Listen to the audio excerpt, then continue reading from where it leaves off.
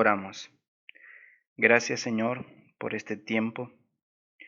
Vengo a ti con piadoso temor, impresionado con tu majestad, tu grandeza, tu gloria y tu poder, pero también animado por tu amor. Ruego por cada alumno de esta clase, por sus padres, para que des no lo que queremos, sino lo que necesitamos verdaderamente. Te suplico que nos des un horror del pecado, un pavor de acercarnos a él, al conocerte más a través de tu palabra. Quieras tú proveer arrepentimiento y fe sobre cada uno de nosotros en abundancia, y ayúdanos a entender tu palabra. En el nombre de Jesús. Amén. Los proponentes de la evolución nos dicen que todo lo que nosotros vemos, el sol, las estrellas, la gran variedad de aves de todos los colores, de todos los tamaños, los ríos, los mares, las islas, las flores, los niños, la primavera, la inteligencia humana, todo es fruto de la casualidad. Pero nuestro interés debe de estar en ¿quién puso todas estas cosas? ¿Quién puso todo esto que nuestros ojos ven, que nosotros podemos palpar, las frutas que podemos gustar? ¿Quién las puso ahí? ¿Quién puso esto ahí?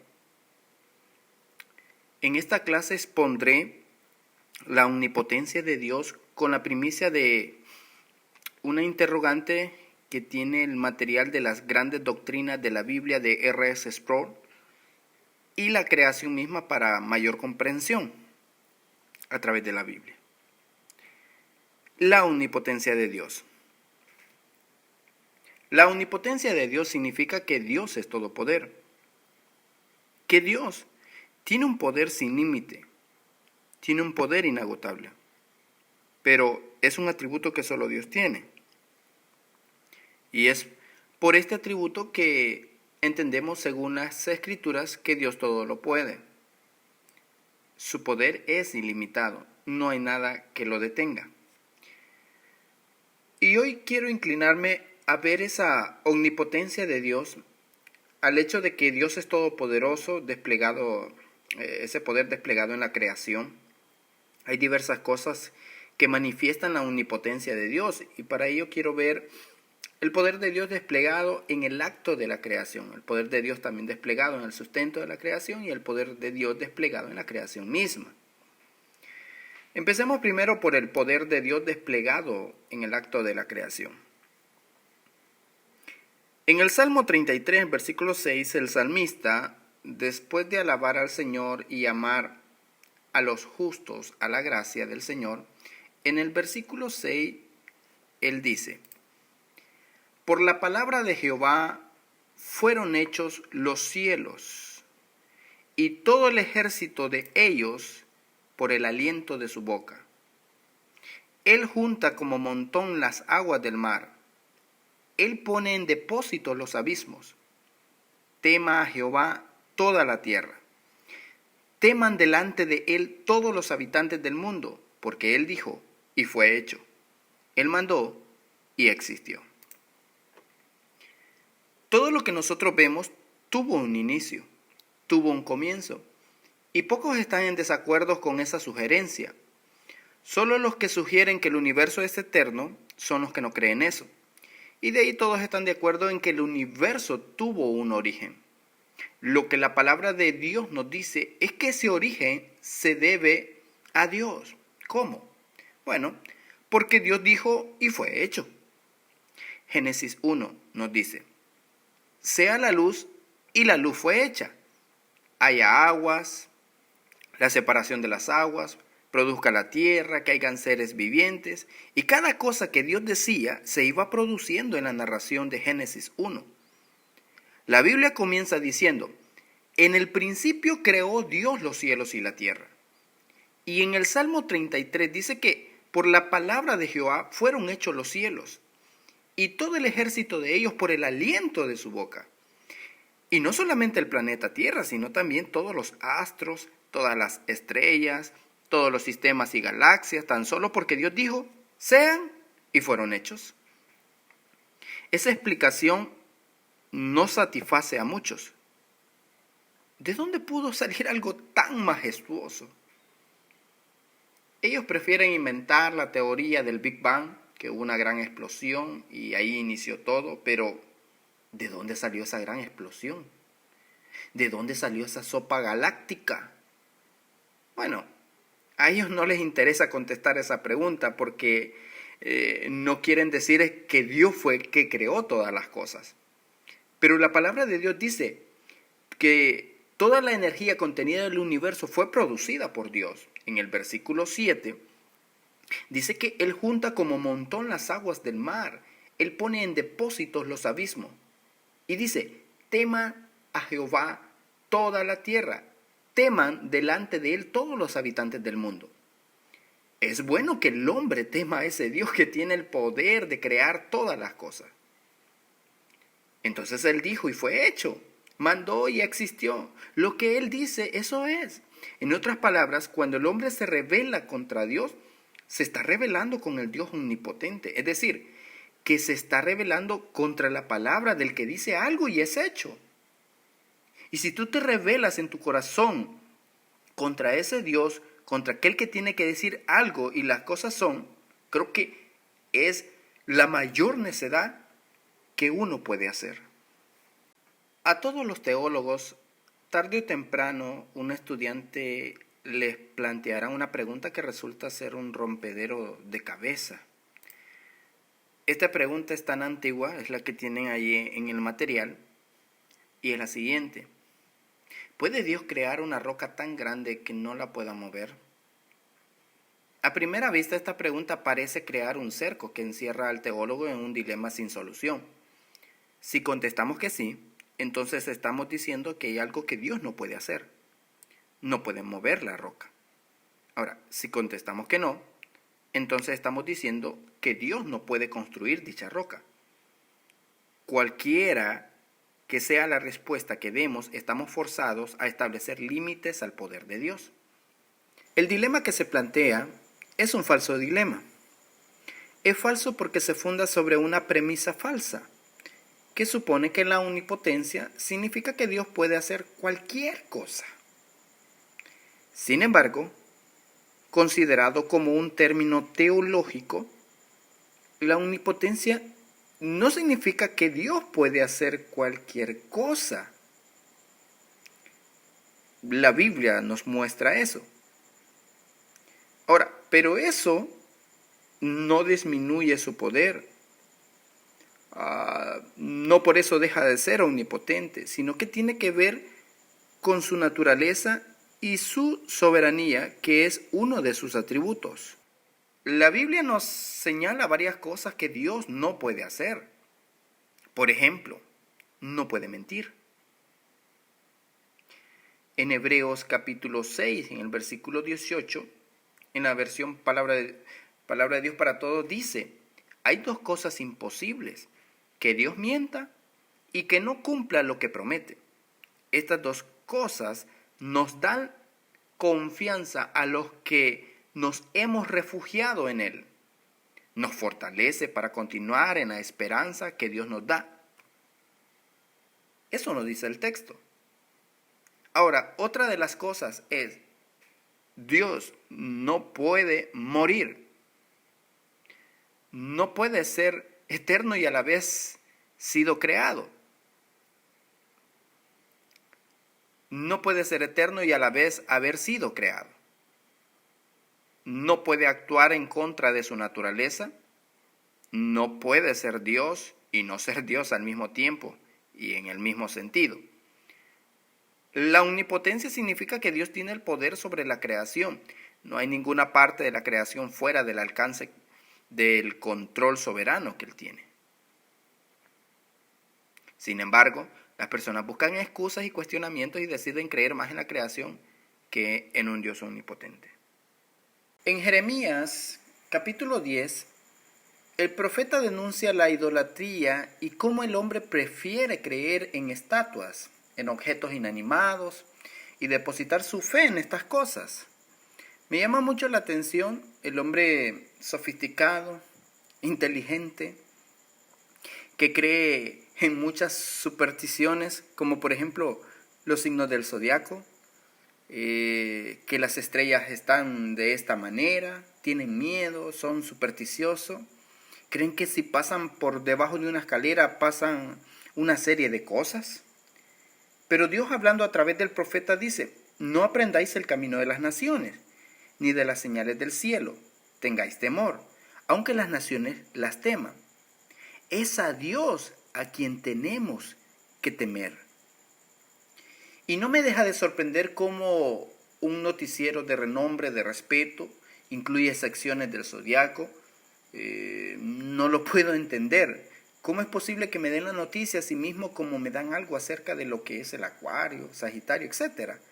Cuando la Biblia dice que no tengamos temor de esas señales, porque las costumbres de los pueblos son vanidad, dice Jeremías en el versículo 3 en el capítulo 10.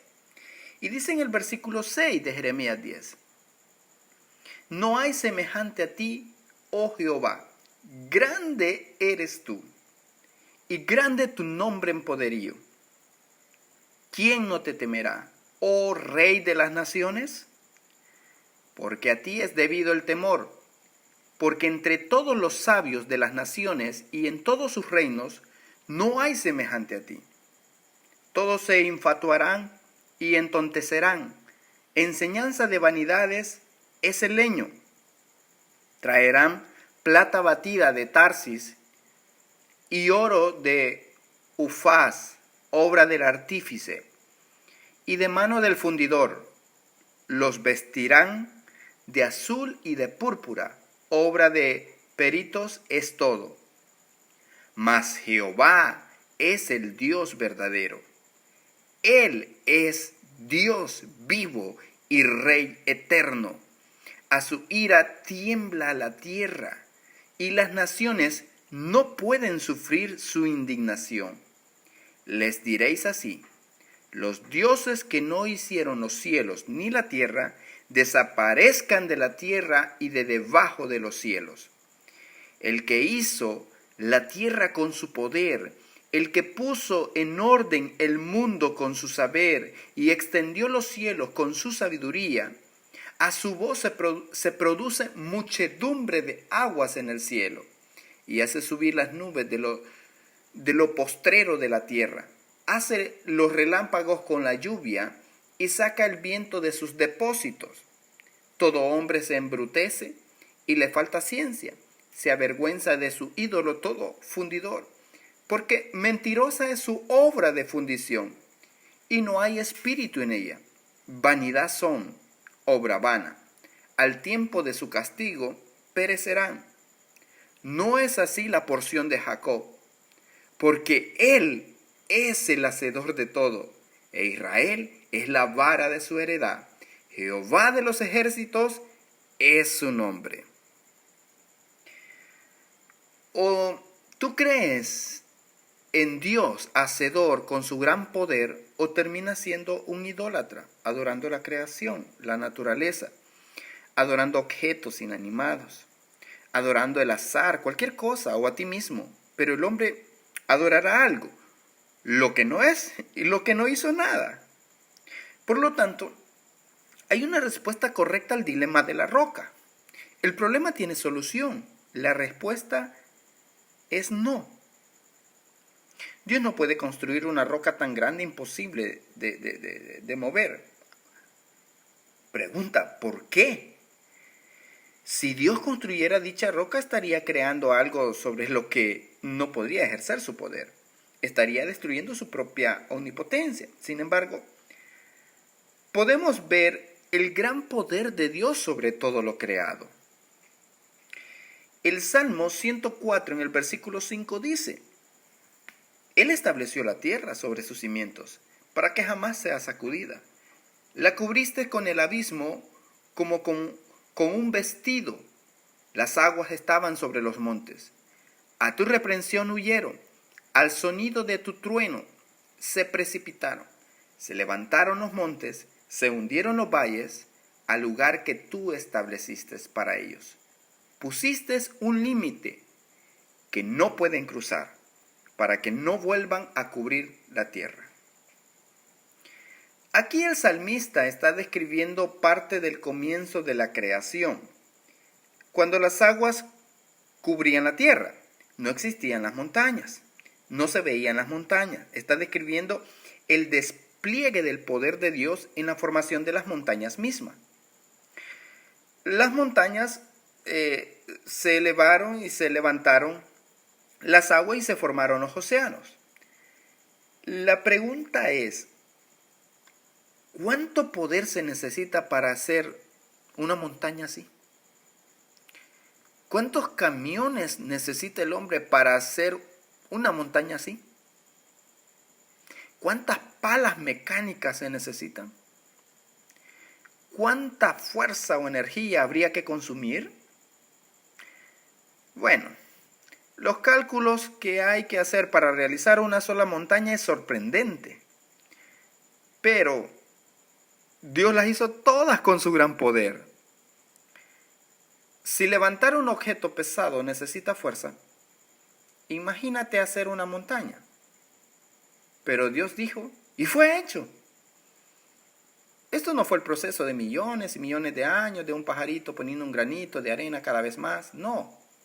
Dios hizo lo que nosotros vemos, porque Él es un Dios omnipotente. Leer Génesis 1 compromete la voluntad del hombre, porque leer a Dios decir, sea la luz y se haga, sea el hombre e inmediatamente es. Leer esa descripción del poder de Dios compromete la voluntad del hombre a obedecer a Dios, o se revela contra el gobierno del señorío del Dios omnipotente, que es la mayor insensatez que el ser humano puede cometer. Pero a pesar de toda la información bíblica confirmada a través de toda la creación como evidencia, los hombres se empecinan en proponer teorías, una evolución como explicación del origen del hombre. La explicación que dan para el origen del universo es sencillamente irracional. La explicación que dan para el origen de la vida también escapa a la razón. Y del origen del hombre es igual. Tienen que explicar el origen del universo. Una explosión, una sopa galáctica. ¡Wow! ¡Qué profundo! ¡Qué científico! Tienen que explicar y dar una teoría para el origen de la vida. Todo esto era un gran líquido y de repente se formó el primer aminoácido y de ahí se formó la primera proteína y de ahí se ha ido formando todo. ¡Wow! Ellos no estaban ahí, pero ellos dicen que es así. Solo tienen que darse por casualidad y por azar que todas las estrellas se formaran donde están y todos los planetas, y que la condición de vida fuera perfecta para la producción de ese aminoácido. Lo que tiene que pasar por el azar para la formación de un aminoácido a partir de un átomo es sencillamente incomprensible. Pero no solo eso, de ahí tiene que ir transformándose de tal manera a la perfección por casualidad y al azar hasta salir un mono, y de ahí del mono sufriendo una transformación hasta poder tener la inteligencia que el hombre tiene y los diseños que puede presentar. Yo prefiero, en el principio creó Dios los cielos y la tierra. Colin Patterson fue un paleontólogo británico en el Museo de Historia Natural de Londres, el cual tiene la colección más grande de fósiles en el mundo, e hizo la siguiente confesión. Si supiera de cualquier transición evolutiva fósil o viviente, ciertamente lo habría incluido en mi libro de evolución, pero no conoce que haya ninguna. Los registros fósiles son un escollo para los evolucionistas. No hay ninguna transición comprobable de una especie a otra. Richard Goldsmith dice en su especulación que no hay evidencia consciente en un registro fósil para probar la evolución. Por lo tanto, esto se debió haberse producido dando saltos cuánticos. La gente oye esa palabra y dice, ¡Wow! Esa gente sí sabe. Saltos cuánticos entre una especie y otra. En su libro El fundamento material de la evolución, él resume su postura diciendo: los progresos evolutivos debieron tomar grandes pasos únicos. Los tantos eslabones perdidos en el registro paleontológicos son buscados en vano porque nunca han existido, dice él. La primera ave salió del huevo de un reptil. Y estos no son libros cómicos los que escribe, sino supuestamente científicos. Es decir, que este hombre dijo con seriedad que una mamá reptil puso un huevo y de ahí salió un ave. Pero no puede ser. ¿Cómo es posible? Pero si eso es increíble, más increíble es que hay un libro recomendado por la Asociación Americana para el Avance de la Ciencia, por el Concilio Americano para la Educación y por la Asociación Internacional de la Niñez, titulado El huevo maravilloso. Fue un libro escrito para niños donde una mamá reptil pone un huevo de donde sale la primera ave y sale volando y se pone en un árbol para cantar. ¿Cómo es posible que un libro así tenga semejante recomendación? Que traten de explicarle a ese niño con qué otra ave se pudo reproducir esa que salió del huevo.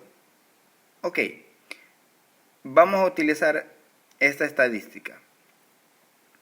Entonces, ¿qué estadística hay de que a la par se estuviera produciendo con otro reptil, otro huevo dando un salto cuántico y se produce otra ave al mismo tiempo para que los dos entonces se puedan reproducir? Y aquí tenemos montones de aves de todo tipo de especie. ¿Cuántos saltos cuánticos debió de haber en cada una de las variedades? Y algunas fueron a parar como cotorras, otras como guacamayo, otras como canarios.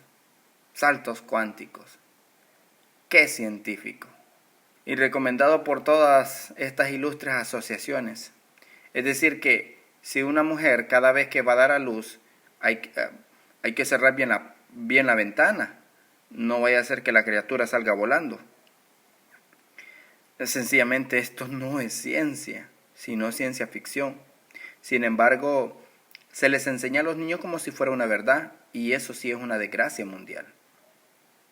¿Y qué del Pithecanthropus erectus? O del hombre de Pekín, que hablan en libros de historia o de ciencia. Nuestra historia ya con aquellos primates que fueron evolucionando fue parte de nuestra historia. Y en los libros de ciencia, el hombre de Nebraska se reconstruyó a partir de un diente que se encontró en 1922.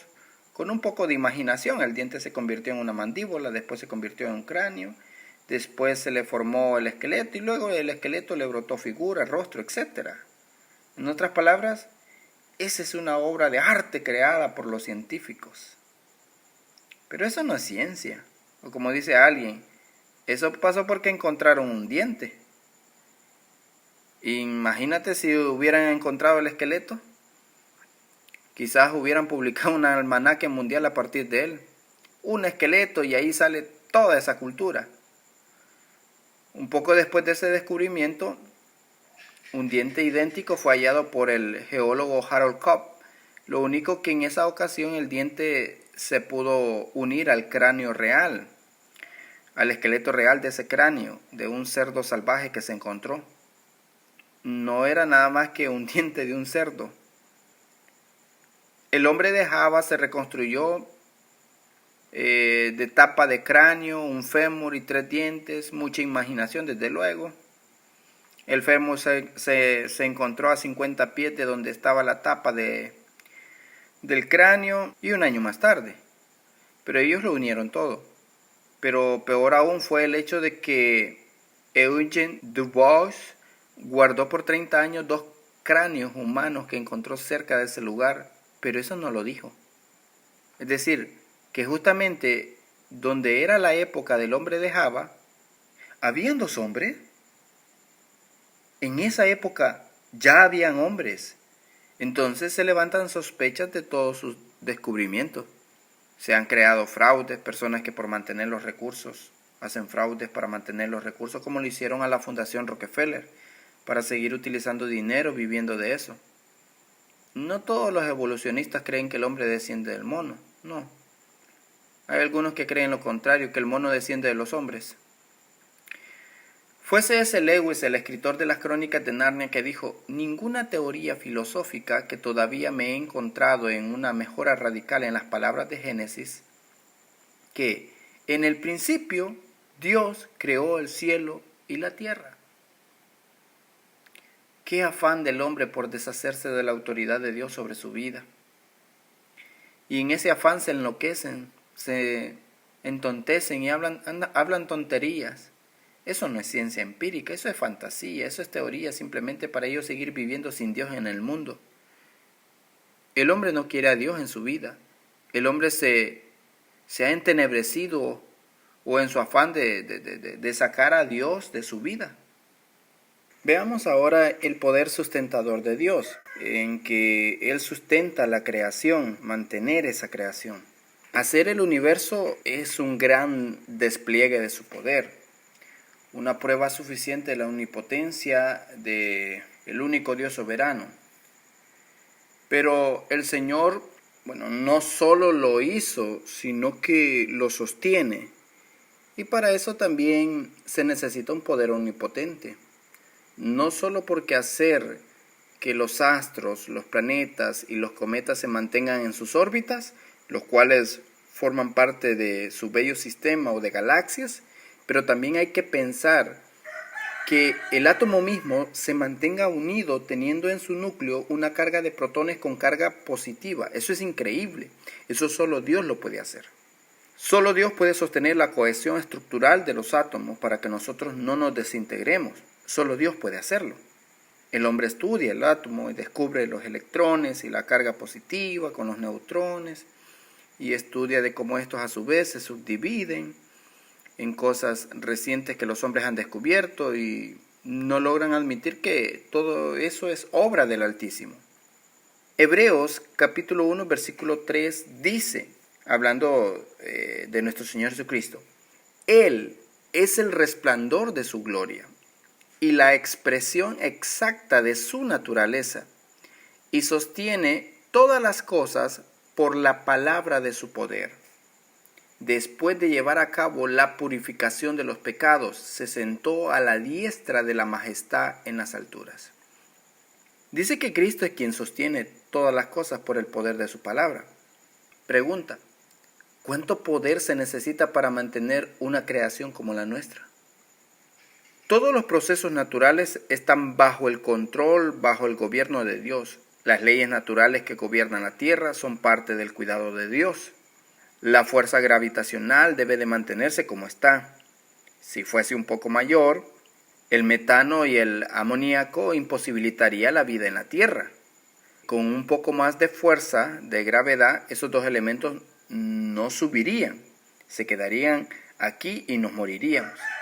Ahora bien, si fuese un poco menor la fuerza de gravedad, el vapor de agua se escaparía demasiado rápido y la vida sería igualmente imposible. La distancia entre la Tierra y el Sol también tiene que mantenerse. Si la Tierra estuviera un poco más lejos del Sol, el planeta se enfriaría y sería imposible de vivir. Y si la Tierra estuviera un poco más cerca, entonces se calentaría en algo imposible de soportar. La velocidad de rotación también debe de mantenerse. Si rotara más despacio, la diferencia de temperatura entre el día y la noche sería demasiado grande para vivir. Si la Tierra rotara más rápidamente, la velocidad del viento sería demasiado grande para sobrevivir. La fuerza gravitacional de la Luna que ejerce sobre la Tierra también debe de mantenerse. Si no, el ciclo de agua sería imposible. Sin esa agua sería más o menos fuerte. No se diera la lluvia que descendiera al mar y se evaporara para regresar. Si Dios no estuviera sosteniendo al mundo, no estuviéramos aquí. Dice que Él sostiene la creación con la palabra de su poder. Él es quien mantiene los ciclos de la naturaleza en funcionamiento, según Mateo capítulo 5, versículo 45. Él es quien hace salir su sol sobre justos e injustos, según Hechos capítulo 17, versículo 25. Él es el que da vida y aliento a todos. Él es el que nos mantiene vivo. Pregunta, ¿cuánto poder se necesita para eso? Es que Dios es omnipotente y hemos visto el poder de Dios desplegado en el acto de su creación. Y ahora, ¿cómo Él sustenta su creación? Oramos. Gracias, Señor, por tu palabra, oh fuente de todo bien. Grande y maravillosas son tus obras, omnipotente Dios. Provee arrepentimiento y fe en cada uno de nosotros, reconociendo que nada excede tu poder, nada es demasiado grande para realizarse, nada es tan bueno para serte dado a ti.